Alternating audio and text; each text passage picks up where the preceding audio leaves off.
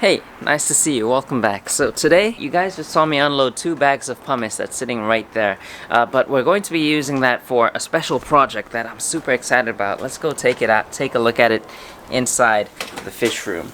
So, if you take a look in here, some of you guys may know that the 4-foot tank, the 120 centimeter aquarium, is sitting right in this position, emptied out, blank canvas, ready to go, ready to be scaped for the next International Aquatic Plants Layout Contest. I'm super excited to get this thing started. I don't know what to say, I'm speechless, but I think we need to begin right away. The plan for me today was actually to clean this room up. The center area of this fish room is a complete disaster. I need to get it sorted out, but we need to get our priorities straight. This thing needs to be set up ASAP, because last year, for the contest last year, I set the tank up on December 25th on Christmas Day, and I thought that was just a little bit too late, and the plan was to set this tank up in November of this year, but you know, I'm just so disorganized right now. My scheduling is just,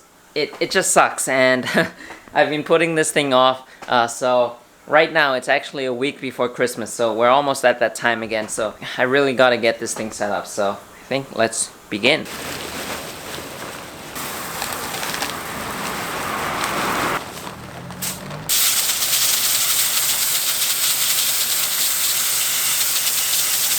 So I've owned this tank for just over a year now, and I'm pretty happy to see that I've scratched up the bottom of the glass.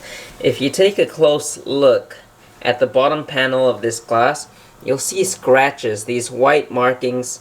Those are scratches, and it's pretty cool to see that. I was watching one of ADA's videos with Takashi Amano scaping one of their tanks, and the bottom was just covered in scratches, and I thought it was so cool because it just shows you how well they use their tanks, and just shows how strong the tanks are as well. Look at the thickness of the glass. They don't put any styrofoam or cushioning to protect the glass. They just put the bare rocks, the heavy stones, on the glass directly, and they move it around, scratch it up. I thought that was pretty cool, so it's cool to see that I've already scratched the glass up a little bit. If I scratched up the front panel, that would really suck, and I want to prevent that as much as possible, but the bottom part where you don't see it at all, really doesn't matter. Okay, so here we've got the pumice in the tank. You can see I've got 5 bags of it out, and this is a different style than what I did last year. Last year, I just poured the pumice directly onto the bottom of the tank, and then I put soil over that. But it's when you want to reset the tank, when you want to take everything out, you can't reuse that pumice because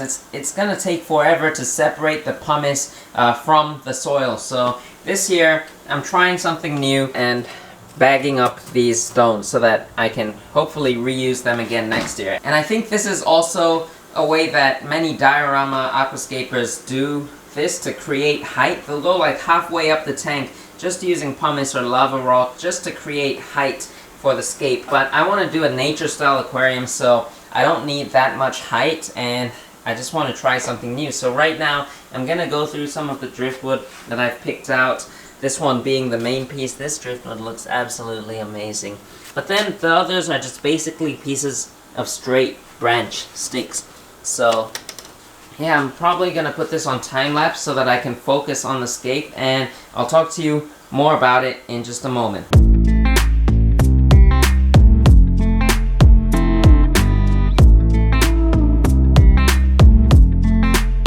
So the 2 main pieces of driftwood are in right now. This large piece as well as this piece right here. Super nice looking driftwood, and I think it looks good as it is right now, but we still have to add a few more. I was going to use this large piece, but I don't think there's a good spot for it in this tank. And when I did the first scape on the ground, on the floor, I did add this piece of driftwood in, but I don't know, looking at it now, it looks kind of weird, and I think this just looks so much cleaner. Now we just add some details and stuff. Nature style aquariums is actually very simple. You don't have to plan so much. You just go and do what you think looks nice. I did go and take out some of the pumice stones because it's my first time doing pumice stones in these bags, these mesh bags, and it's kind of weird to me. The driftwood doesn't sit evenly and it's not stable, so I might just pour the whole thing out later, but for now I'm just gonna keep going. Okay, so it's been about 2 days since I put that hardscape together, and let's take a closer look at it. So right here, I've just been sitting and looking at this for the last 2 days, making a few minor adjustments with the rock placement and stuff. But I think I really like it. Let me know in the comments down below what you guys think of this hardscape so far. I've used just about 3 bags of soil and some rocks, some lava rocks. At first I really didn't want to use rocks, but to get the wood pieces to be more stable, I ended up using rocks, and I think they make the scape look better as well. So today, I'm going to start planting this tank, and you guys are going to see everything from start to finish. So the plant selection is going to be very simple, only just using a few different species of plants. Some of them are in this tank right here. We've got some Echinodoros here. This is Echinodoros major or mayor. I'm not too sure how to pronounce it. And then this right here is going to be the foreground plant, Echinodoros tenuis, or now known as Helanthrium tenellum, I think. And then we've also got Vallisneria nana in the back, that thin-leaved grass-like plant. That's Vallisneria nana. And many people don't like that plant because it grows like crazy. But that's kind of what I want with this tank. I want it to be like a jungle, just plants growing out from everywhere, and kind of make it look as natural as possible. So for this time, we're going to be using those plants. And then I've got a couple here as well that I've just had sitting around. They're starting to go bad, so I gotta use them up. This one right here is called 𝗯𝘂𝘀𝗶𝗿𝗀𝘀, and it's a very long-leaved cryptocorin, very thin leaves as well, so gonna be pretty interesting to use that. As well as cryptocorin lucens. This one I've had sitting for many months, and it's starting to go bad, so I gotta use it up as soon as possible. So I think let's start planting this tank, and I'll check back in just a moment. Before I start, there's one thing that might help many people out there. So there's kind of 3 ways, in my opinion, to plant a tank. First is planting the tank when it's dry, when the soil is dry. You can see right now, this is kind of dry. Your plants are going to be most of the time wet, and so your pincets, your tweezers are also going to be wet. And when you're planting in that dry soil, all that dry soil is going to stick onto your pincets, and it gets very messy. And then the second way that I know of is spraying your your soil down with water. Just basically spraying it, making it wet. That also to me is very messy, and I think it's kind of pointless. So my way that I really like planting is the third way, and that is to pour water into the tank until the soil line. You'll see later, but we're going to put water in. It's gonna reach the soil level, and when you plant it that way, it's just super easy, super satisfying, and it's also very clean. You'll see in just a moment.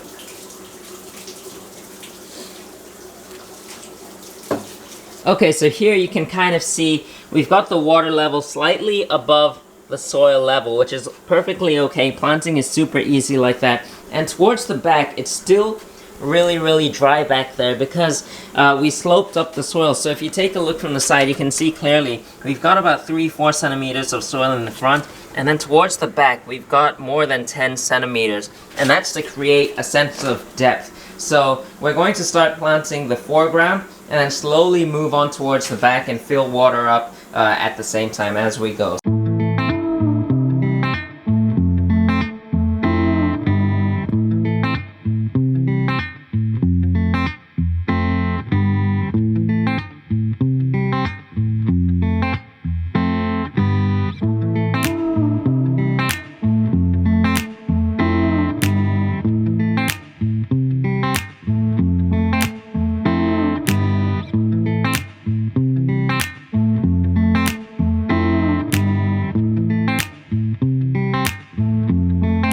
Alright, take a look at that. I've planted the foreground plant, the Echinodoros tenuis, as well as some of the cryptocorin lucens. And I did go out and get a few more. That's why you can see some of these ones, the larger ones. They're immersed grown, so they're going to have to convert to their submerged form. And right now I'm just filling up the tank a little bit slowly with water so that we can get the back area more moist, more wet, because I'm going to start planting in some of the background plants, the Vallisneria nana.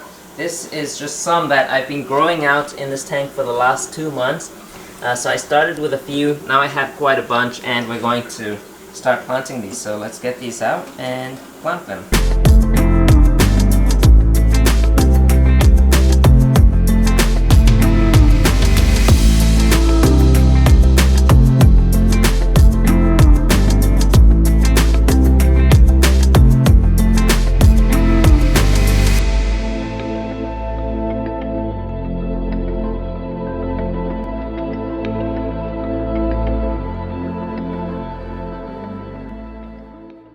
So I've just purchased a stainless steel sink from Amazon. We're going to put it right here. It's going to make my water changes much easier. And I'm also going to have a heater, a water heater, so that I can do water changes quicker during the winter time, because right now it's freezing. I'm doing this water change for my angelfish tank super slowly. It's a super slow drip right now because the water is just freezing cold. If you take a look outside, I've also got to leave this door open because we're getting the water from outside. So right here, it's really annoying having to hook this thing up every single time. So yeah, you can see a day like today, it snowed quite a lot. Most of the snow has melted down, but it's freezing. Here you can see like more snow kind of piled up there. This morning was crazy. So yeah, hopefully we can get that done soon, and I'll check back in in a few days. And there it is, my 2022 Iaplc Contest Aquascapes Aquarium. I'm super excited to see how this tank develops. By the time you're watching this, it should be August or September of 2022, and right now while I'm filming this, it's still December of 2021, so I can't wait to see how this tank, how all the plants develop in here. I hope it turns out to what I'm expecting it to turn out to, and I just can't wait. It's gonna be really, really fun. One thing I'm thinking about doing is adding more plants, because it's quite sparsely planted. There's a lot of open areas where I can still add more plants, so I probably will do that. You can see like behind that rock over there, there's quite a big patch of open space where I can put some more plants. So yeah, and it's actually been a few days since I set this tank up, and there's slowly starting to be algae coming out. You can see on this rock right here some of those green spots. That's just algae, and the glass is actually pretty dirty right now. There's a lot of algae starting to grow on the glass. I think you can see right there, but I'm not too worried about that because that is really normal, especially if you're using 88 Amazonia soil. This soil is really nutrient rich, and if you don't plant heavily, you're gonna get more algae. So that's another reason why I really want to plant a few more plants in here. And that's also why I put some floating plants in here, just to try to minimize the algae. But with water changes, algae should go away. And also, after 4 weeks, after about a month, I will add some Amano shrimp into this tank. They're probably one of the best algae eaters out there, so a bunch of Amano shrimp will go in this tank, and then after that we can start adding fish. But yeah, I'm just super excited about this tank. You can see I'm also injecting some CO2 for the plants, and yeah, it's gonna be really, really fun. And one more thing I want to mention before I forget is that I changed the Amazon sward in this tank. If you remember, I planted Echinodoros major, which is a much broader leaf Amazon sward, but I changed them out for this thinner leafed one, Echinodoros uruguayensis. I just think it looks much better, and that was the initial plan. I made a mistake with the Echinodoros major, the ruffled sward plant, because I thought it was a much more narrower leaf, but it turns out it's pretty broad. So yeah, I changed that out, and hopefully we can get this tank looking pretty good in a couple of months' time. In the comment section down below, let me know what you guys think about this tank, and what changes would you make to this tank, if any. But as always, I hope you enjoyed today's video. If you did, be sure to give it a thumbs up. I'm super excited to see this tank, all the plants develop, and I can't wait to see what it looks like in a couple of months. But I'll see you guys next time.